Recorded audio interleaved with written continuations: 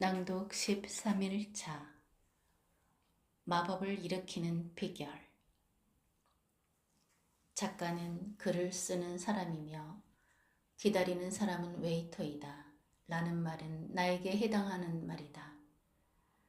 이성적인 지필 환경을 기다리는 작가는 한 문장도 쓰지 못한 채 인생을 마친다는 말도 한때는 주로 밤에 글을 썼지만 새벽에 글을 쓴 지 오래되었다.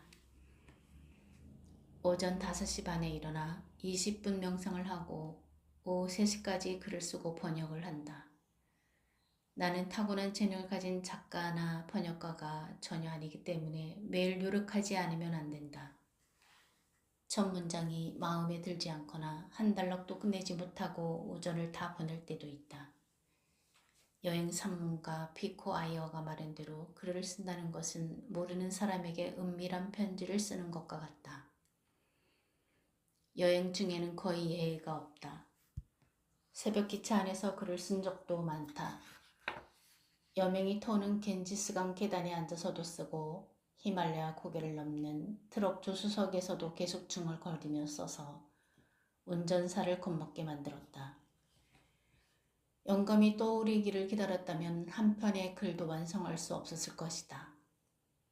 나에게 영감은 그저 매일 계속 쓰는 것이다. 멋진 소재가 그냥 굴러 들어오는 행운은 매번 나를 비켜간다.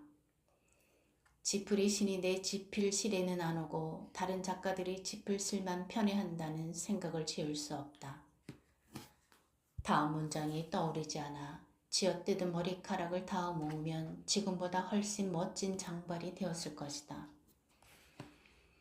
마라톤 선수가 달리기가 쉬워서 달리는 게 아니듯 글쓰기가 쉽다면 나는 글을 쓰지 않았을지도 모른다. 인생의 모순이다. 글쓰기가 너무 어려워서 계속 쓰고 있는 것이다. 그만두면 되지 않느냐고 말할지 모르지만 글을 쓰지 않으면 다른 무엇을 할 수 있겠는가. 상상력이 완전히 고갈되지 않는 한 내가 무턱대고 할 수 있는 일이 글 쓰는 일인데 글을 잘 쓰는 비결을 묻자 톰 소여의 모험, 허클베리 핀의 모험의 작가 마크 트웨인은 말했다. 나 자신이 글 쓰는데 소질이 없음을 발견하는데 15년이 걸렸다. 하지만 글쓰기를 포기할 수 없었다. 계속 써야만 했다. 왜냐하면 그때 이미 나는 유명 작가가 되어 있었으니까. 무라카미 하루키는 나는 아무리 태고를 많이 해도 목적지에 도달하지 못한다. 수십 년 동안 글을 썼는데도 여전히 그렇다라고 고백했다. 나는 지금 단순히 노력에 대해 말하고자 하는 것은 아니다. 오히려 소명을 주제로 이 글을 쓰려고 노력하고 있는 중이다. 자신이 가슴이 원하는 일을 하는 소명 말이다. 하지만 취미생활이 아니라면 무슨 일이든 수도사가 되는 일만큼이나 어렵다. 글쓰기 역시 그저 상상의 산물이 아니라 밑바닥에 있는 진실성에 다가가 자신의 것을 건져 올리는 시도여야 하기 때문이다. 인도의 피리 연주자 하리프 라사드 초라시아는 40대에 이미 살아있는 전설로 불리기 시작했다. 80세인 지금도 그의 연주를 능가할 자가 없다. 나는 20년 가까이 해마다 그의 연주를 들으러 다녔다. 한 번은 델리의 신년 음악회에서 만나 하리지 이제 한국에 오실 때입니다 라고 요청하자 그는 흔쾌히 수락했다.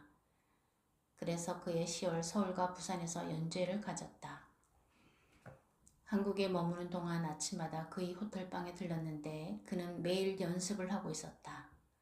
평생 피리 연주를 해왔으며 예술가로서의 공로를 인정받아 인도 정부가 외국안 여권을 발급하고 프랑스 정부로부터 문화훈장까지 수여받은 대가가 뭄바이에서 델리로 다시 델리에서 서울로 긴 시간 비행기를 타고 왔음에도 불구하고 다음 날 단 40분의 연주를 위해 계속해서 연습을 하고 있었다. 쉬라고 해도 듣지 않았다. 지난 2월 동인도 카라푸르에 있는 인도 공과대학에서 특별 연주회가 있어서 그와 동행했다. 아침 일찍 콜카타를 출발해 점심시간이 지나 도착했는데 그는 점심을 먹는 둥 마는 둥 하고 저녁 공연을 위해 곧바로 방에서 연습을 시작했다. 바로 전날 밤 콜카타에서 연주회를 가졌는데도 연주를 마치고 질의응답 시간에 그 학교에서 요가와 명상을 가르치는 교수가 질문했다.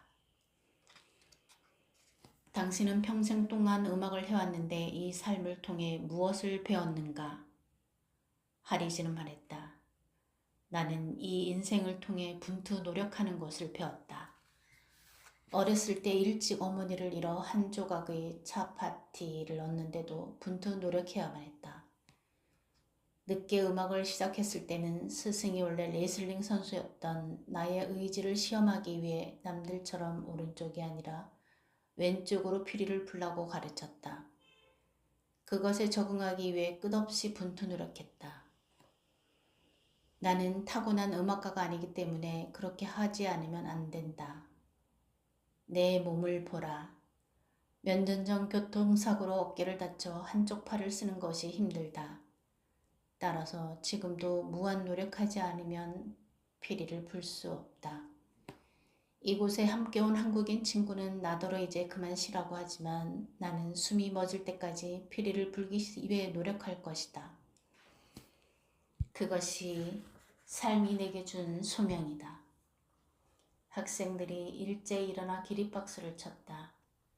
아마도 그 명상 교수는 마음의 평화 같은 초월적인 대답을 기대했는지 모르겠다. 하지만 대가의 솔직하고 위선적이지 않은 답변, 삶에 대한 진실성에 청중은 갈채를 아끼지 않았다. 앞에서 밝혔듯이 나는 타고난 작가와는 거리가 멀기 때문에 애초에 이 글에 담으려고 마음먹었던 주제를 제대로 전달했는지 모르겠다. 하지만 그렇게 하려고 나름 분투 노력했다. 누군가가 말했듯이 진짜 작가는 그저 계속 글을 쓰는 사람이다. 이 삶에서 진실로 하고 싶은 일이 있다는 것은 축복이다. 그것이 무엇이든 그것으로 자신의 삶을 축복할 수 있으므로 당신과 나, 우리는 어차피 천재가 아니다. 따라서 하고 또 하고 끝까지 해서 마법을 일으키는 수밖에 없다.